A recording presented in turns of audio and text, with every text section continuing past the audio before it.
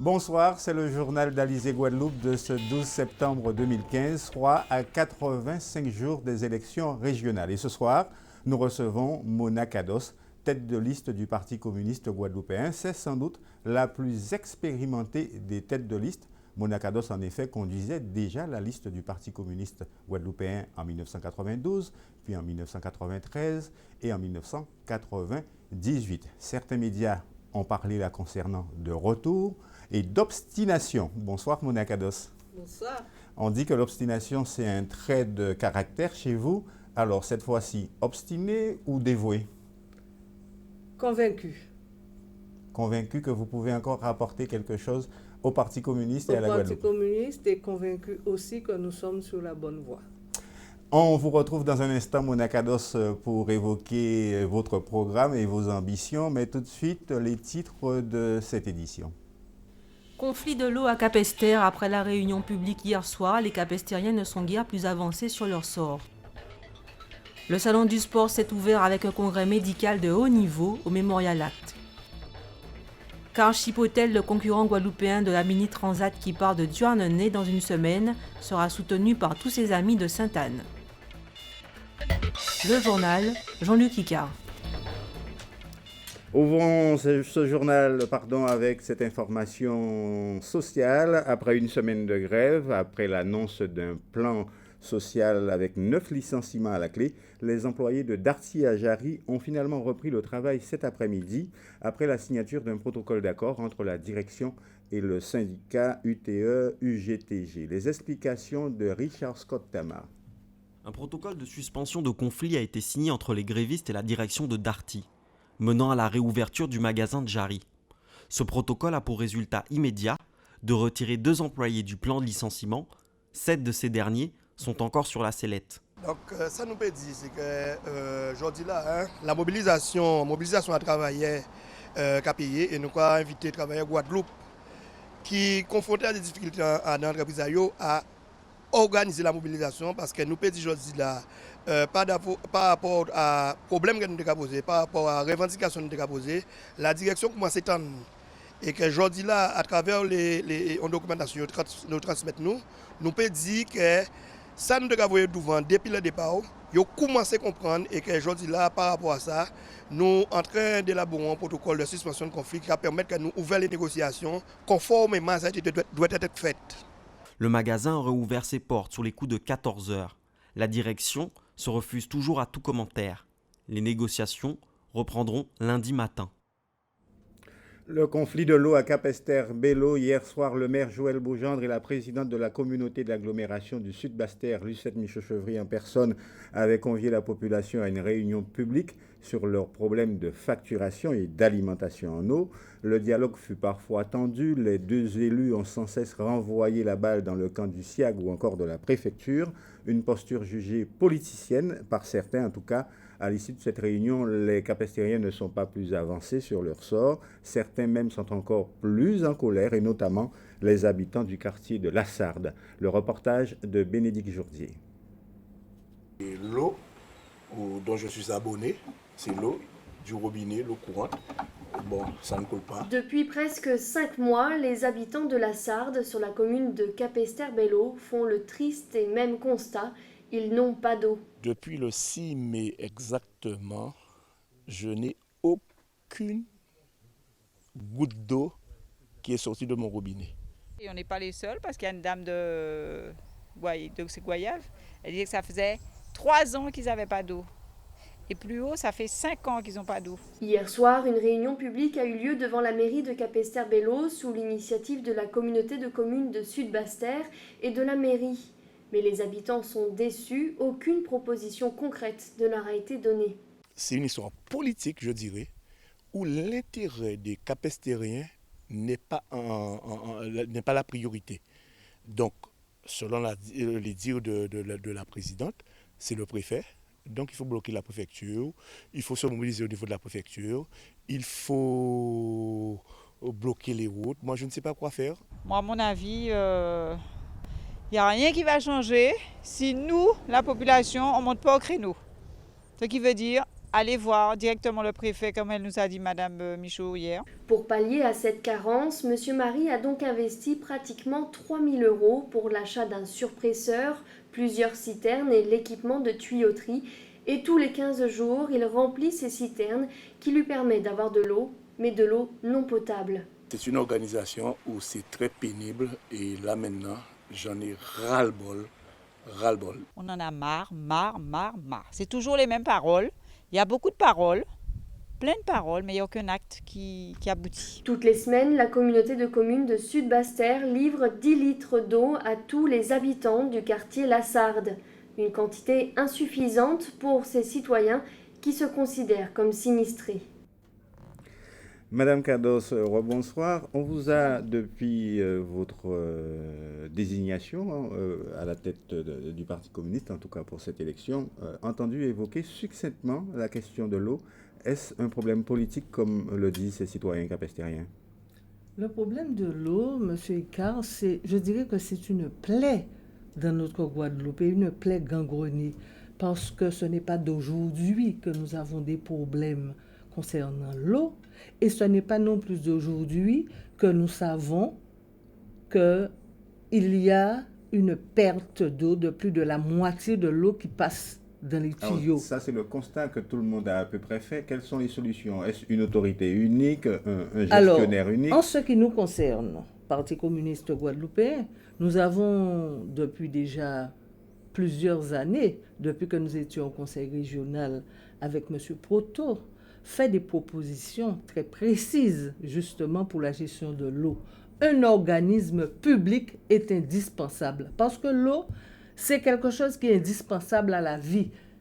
C'est une base. On ne peut pas laisser l'eau aux mains des privés qui vont faire la pluie et le beau temps.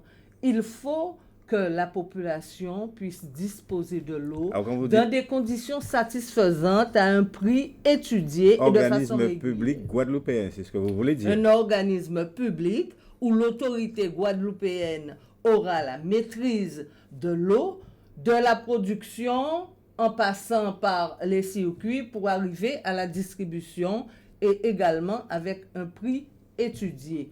Cela est tout à fait possible. On pouvait déjà mettre ceci en place depuis déjà bien longtemps pour donner satisfaction à la population guadeloupéenne. Et puis, qu'est-ce que ça veut dire?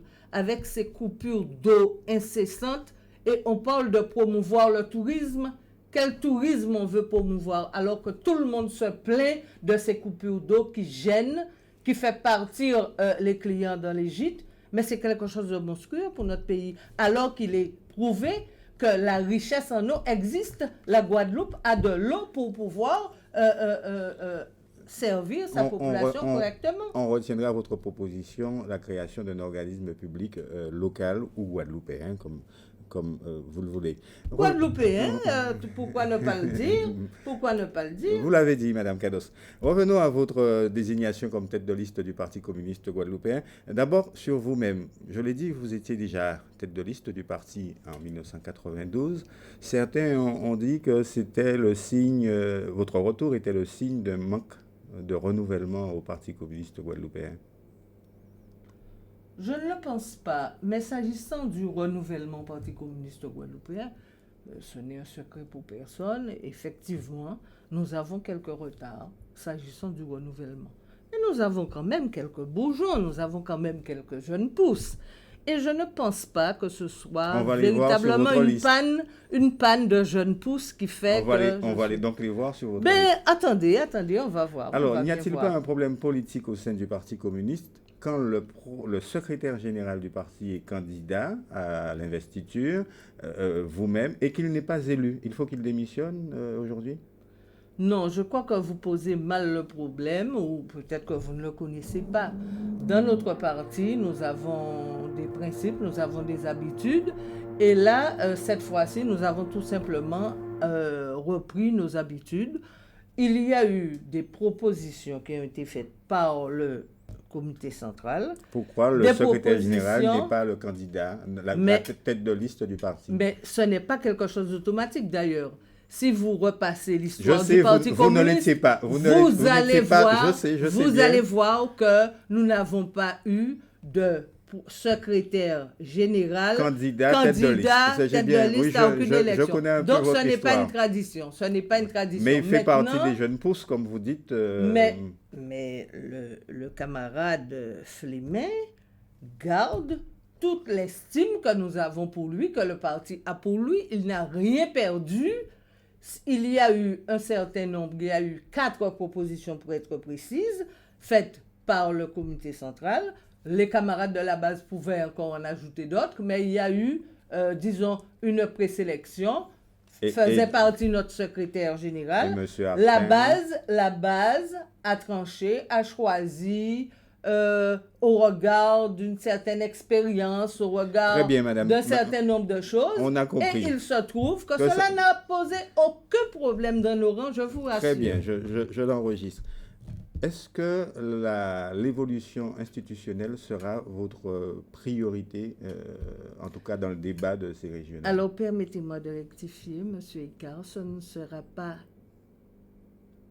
institutionnel, mais ce que nous voulons, c'est un changement statutaire. Et nous avons un projet bien précis, c'est le projet d'autonomie, qui est le nôtre depuis déjà 58 ans, que nous ravivons au fur et à mesure de l'évolution de notre société guadeloupéenne et que nous entendons présenter à la population guadeloupéenne de façon très simple, de façon très précise et en écoutant beaucoup les remarques et les observations qu'on nous fera à ce sujet. Alors pour vous, l'autonomie, ce n'est pas ce qui va se passer ni en Guyane, ni en Martinique, par exemple.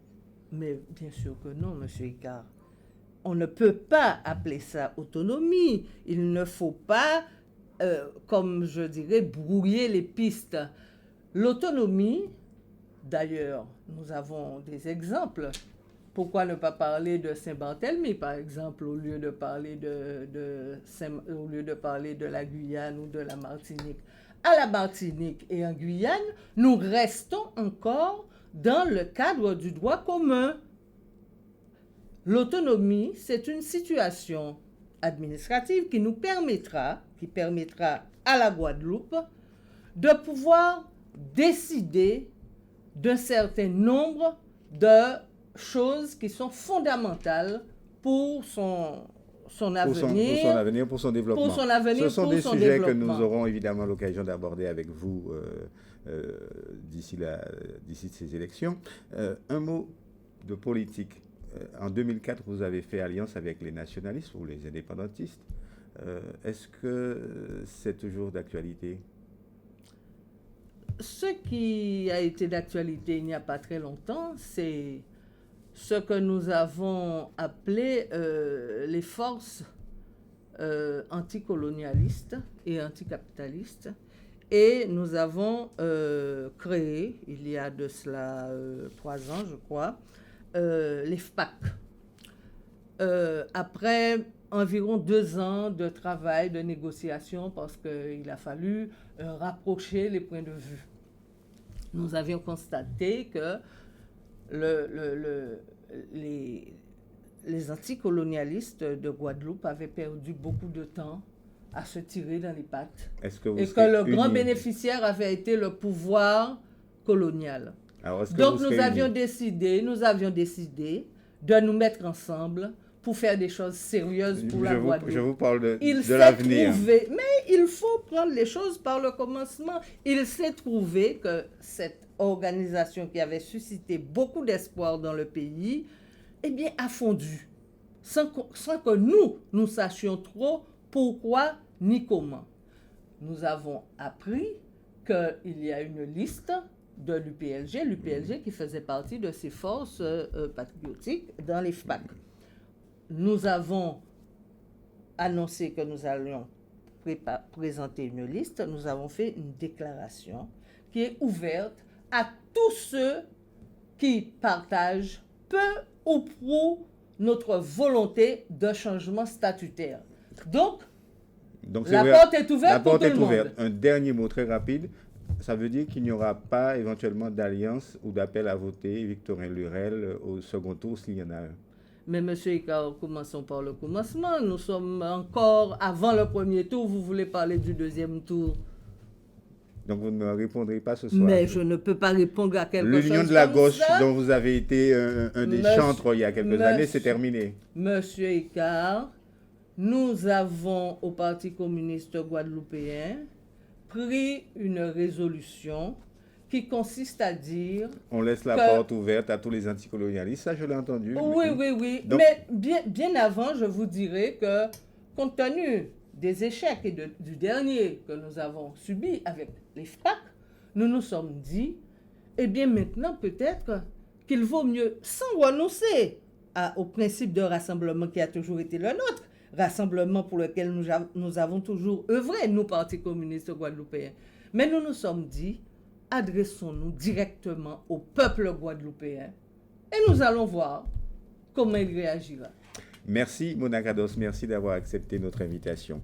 Parlons un peu de sport avec l'ouverture réelle aujourd'hui du Salon du Sport. C'est la 6e édition. Ce salon a commencé notamment avec un congrès médical de haut niveau. Le salon, je vous le rappelle, se tiendra jusqu'au 19 de ce mois, notamment au centre commercial Millénis aux Abîmes. Je vous l'ai dit, ce salon 6e édition est marqué par la tenue de ce congrès médical de haut niveau. C'est la principale nouveauté. Conférences, débats sur des aspects médicaux de la pratique du sport. Aujourd'hui, Muriel Barlagne a suivi une conférence sur un traumatisme particulier. Pour ce premier congrès médical de l'exercice et du sport, le professeur André-Pierre Uzel a choisi de présenter une pathologie mal connue. La luxation des tendons fibulaires, à ne pas confondre avec une entorse de la cheville. Eh bien là, ce sont les tendons qui, positionnés normalement en arrière, vont sur la face externe parce qu'ils ne sont plus maintenus par ce fameux rétinaculum supérieur des fibulaires. Ça survient souvent dans le cadre d'activités sportives, type ski, type football, donc lors de mécanismes en varus équin. En varus, c'est-à-dire que lorsque le pied est porté en dedans, la plante du pied en dedans, et en équin, c'est-à-dire en flexion dorsale, en flexion plantaire, pardon. Ce matin, l'exposé a montré de façon détaillée comment repérer cette lésion et trouver d'éventuelles complications. L'IRM reste le meilleur examen complémentaire. Encore faut-il que les praticiens pensent à cette possibilité dès l'apparition des premiers symptômes. C'est une lésion qui est relativement rare et qui est souvent diagnostiquée avec retard. Comme je l'ai dit lors de l'exposé, 50% des cas passent inaperçus au stade initial, c'est-à-dire qu'on en fait le diagnostic dans 50% au stade chronique. Et par conséquent, c'est important pour les praticiens de connaître cette pathologie parce qu'en médecine, comme on dit, on ne recherche que ce qu'on connaît. Il a aussi été question du traitement de cette pathologie. La luxation des tendons fibulaires nécessite une intervention chirurgicale. Le patient doit ensuite garder un plâtre, puis bénéficier d'une rééducation. La mini-transat Douarnenez-Pointe-à-Pitre, dénommée cette année mini-transat Île de Guadeloupe, partira dans tout juste une semaine. La ville du Finistère vit déjà à l'heure de cette épreuve transatlantique pour petits bateaux, on peut les nommer ainsi, de 6,50 mètres, puisque les 72 participants de cette année ont été présentés hier. Parmi eux, le Guadeloupéen Carl Chipotel. Madame Grados, comme son nom l'indique, c'est un Saint-Année, vous l'aurez compris. Il est sapeur-pompier et par le biais de cette participation, il réalise un vrai projet pédagogique, avec toute une petite équipe à Sainte-Anne autour de lui. Le reportage de Richard Scott-Tamar. Il faut se méfier de l'eau qui dort. Au centre de voile de Sainte-Anne, même si tout a l'air calme, c'est l'effervescence. En effet, Carl Chipotel, le champion maison, se lancera samedi prochain dans la course mini-transat Île de Guadeloupe, qui relie le Finistère à Pointe-à-Pitre. Déjà sur place pour préparer le départ, Carl est accompagné de toute une équipe pour préparer cette course, tant sur les performances sportives que sur la logistique. Rencontre avec quelques-unes des figures qui comptent dans son entourage. Alors, je côtoie Carl depuis plus de 24 ans parce qu'il a commencé la voile au sein de la base nautique où on avait la petite case. Et depuis, on a toujours navigué ensemble. Et maintenant, Carl fait son chemin. Oui, le chemin a été très, très long parce que ça fait 4 ans qu'on est sur le projet. Il a voulu s'aligner sur l'édition de 2013. Faute de moyens, on n'a pas pu s'aligner sur l'édition 2013. Et à l'arrivée de cette édition, on a tout de suite pris contact avec Monsieur Lamy pour son voilier. Et Carl a investi de ses fonds personnels pour acquérir ce bateau. C'est pour vous dire que ça a été difficile. Il a dû investir de ses fonds pour pouvoir commencer sa préparation depuis 2013. Ici, la base nautique a toujours été une grande famille depuis plus de 30 ans. Il y a une dynamique de convivialité. Monsieur Chipotel Carl, modeste, passionné de voile et vraiment porté sur la transmission de tout ce qui est nautisme, a eu à cœur de donc mettre en avant aussi notre structure, du fait que donc elle l'a vu grandir et a vu aussi grandir donc la nouvelle génération qui est en train de se former grâce à lui notamment. Et nous avons donc à cœur de le soutenir dans cette course et de pouvoir assurer ensuite donc la partie pédagogique et éducation par la mer. Une partie du staff se rendra dans les prochains jours aux côtés de Carl pour le soutenir. Et ne nous reste plus qu'à lui souhaiter, comme à son équipe, une belle victoire. Et puisque nous parlons de voile, un point sur la météo pour vous dire tout simplement que l'ex-cyclone Grace continue d'intéresser le nord de l'arc antillais en laissant derrière lui, pluies et orages dans la région. Hier, bien sûr, vous l'aurez compris, vous avez connu un épisode assez important avec même de la foudre selon certains témoins. Et puis à noter que la Dominique, décidément malheureuse, a encore connu des inondations. Mais je vous dirais également qu'il n'y a pour l'instant aucun autre système actif repéré sur le bassin atlantique et dans la mer des Caraïbes. Notre traditionnel tour d'eau maintenant. Aujourd'hui, c'est la ville du Moule qui était entièrement concernée. Et puis demain 13, c'est la ville du Gosier avec les quartiers du Bas-du-Fort, de Grand-Bay, de Mathurin, de Poussette, de Montauban, la route des Hôtels, Pointe de la Verdure, la Datcha, Calvaire, Tabarin, Cité, Élise, Barbès et Goyave. Et les Saintes également sont concernés demain. Pour refermer ce journal, parlons de la Diabolique, ce mini-trail aventure dont nous vous parlions il y a tout juste 2 semaines, une sorte de Koh-Lanta made in Guadeloupe. C'est parti depuis cet après-midi et c'est un succès inouï. Il y avait quelques 200 jeunes cet après-midi et plus de 1500 adultes sont attendus demain. Parmi eux, Éric Pommier, caméra au point. Autant de diablotins réunis en une seule après-midi boueuse sur le circuit de Bellevue au Lamentin, 200 au total. Seule la Diabolique permet un tel rassemblement. Au programme d'une première édition, un parcours pédestre d'un peu plus d'1 kilomètre. Particularité, course plutôt réservée à des baroudeurs même en herbe. Les parents ont adhéré avec parfois quelques inquiétudes. Un peu bizarre, j'avoue, puisqu'on n'a pas trop l'habitude. Donc l'inquiétude première, c'est est-ce qu'on pourra laver correctement ou pas. Donc du coup, je pense qu'on va plutôt jeter. Enfin, c'est un peu dommage de dire ça, mais bon. À la Diabolique, on ne badine pas avec l'effort sportif, alors échauffement obligatoire pour tous les concurrents catégorie junior et en musique.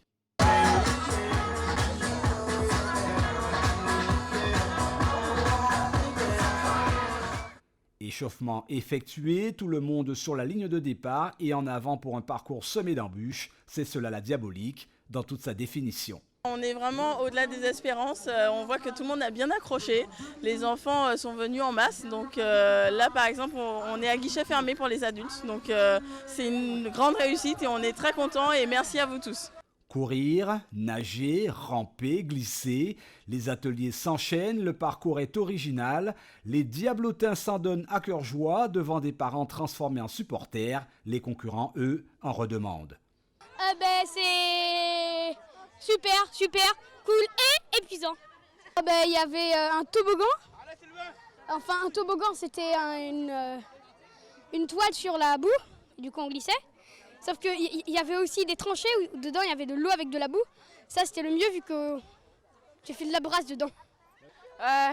C'est bien.